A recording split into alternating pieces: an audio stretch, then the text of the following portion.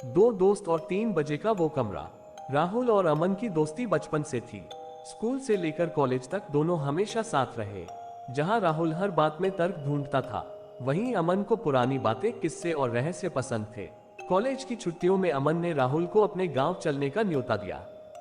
गांव में अमन का पुश्तैनी घर था, पुराना, बड़ा और ज्यादातर खाली। घर में दाखिल होते ही राहुल को अजीब सा एहसास हुआ, जैसे कोई उन्हें देख रहा हो। तेरे घर में अजीब सी ठंडक है, राहुल ने कहा। अमन हल्का सा हंसा। पुराने घर ऐसे ही होते हैं। लेकिन राहुल की नजर सीधे ऊपर की मंजिल पर गई। वहां एक कमरा था जिसका दरवाजा बंद और उस पर मोटा ताला लगा था। वो कमरा? राहुल ने पूछा। अमन पल भर के लिए चुप हो गया, फिर बोला, उसे छोड़, वहां कोई नहीं जाता। रात का खाना खाकर दोनों नीचे वाले कमरे में सो गए। घड़ी की टिक टिक पूरे घर में गूंज रही थी। रात के 2:45 पर राहुल की आंख खुली। उसने देखा, अमन बिस्तर पर बैठा था और ऊपर की मंजिल की ओर देख रहा था। क्या हुआ? राहुल ने पूछा। अमन ने धीमी आवाज में कहा, क्या तूने किसी को चलते सुना? राहुल ने ध्यान दिया।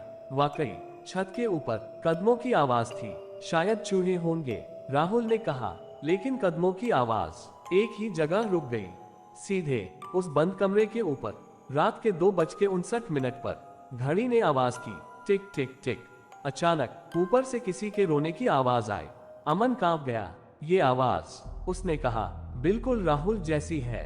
राहुल का दिल जोर से धड़का। उसी पल ऊपर वाले कमरे से आवाज आई, अमन दरवाजा खोल।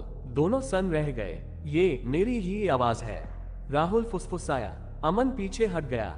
अगर तू यही है तो ऊपर कौन है? घड़ी ने 3 बजे दिखाया। ऊपर वाले कमरे का ताला अपने आप हिलने लगा, छन छन, और फिर धड़ाम, दरवाजा खुल गया। कमरे से ठंडी हवा का झोंका आया। दोनों धीरे धीरे ऊपर पहुंचे।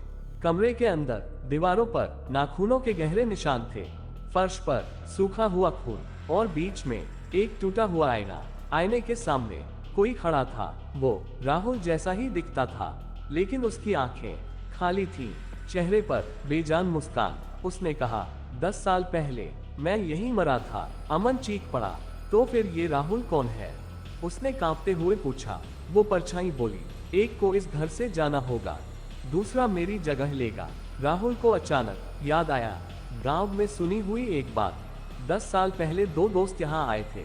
सुबह सिर्फ एक ही बचा था। आईने में खड़ा राहुल आगे बढ़ा। कमरे की लाइट अपने आप बंद हो गई। अमन ने आंखें बंद कर ली। जब उसने आंखें खोली तो कमरा खाली था, आईना सही था, खून के निशान नहीं थे। नीचे जाकर देखा, घर में सिर्फ एक ही लड़का था। अगली सुबह गांव वाले आए। उन्होंने पूछा, और लड़का कहाँ है? अमन चुप रहा।